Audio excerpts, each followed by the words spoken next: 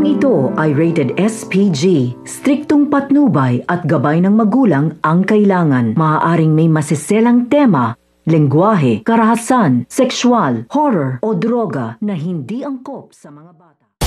Buong akala nga nito ni Moira na mapapasa kanya na nga ang 3D replica na gusto nga na makuha nga nito ni Lynette dahil na nga rin tinapatan nga nito ng malaking halaga ang pagbibigay nga ng alok nga nito ni Moira sa babae. Subalit dahil na nga rin sa nangyari sa ginawa nito ni Moira dito nga sa babae ay ito na nga rin ang sumampal sa kanya sa katotohanan na hindi nga mabibili ng pera ng kahit ano ang dignidad na tinapakan nga nito ni Moira. Kaya naman ang i-announce nga ng babae na itong East Ridge ang nakakuha ng 3D replica ay pahiyang-pahiya na naman nga itong si Moira. At nang matapos na nga itong medical expo ay napahiya pa siya nang matapilok at madapa nga siya sa harap pa nga nito ni Lynette at nito ni Giselle. Kaya naman pahiya nga siya sa maraming tao at halos nga gusto nga niyang maghiganti kay Lynette, subalit hindi niya na nga magawa dahil napahiya na nga siya ng todo kina Lynette.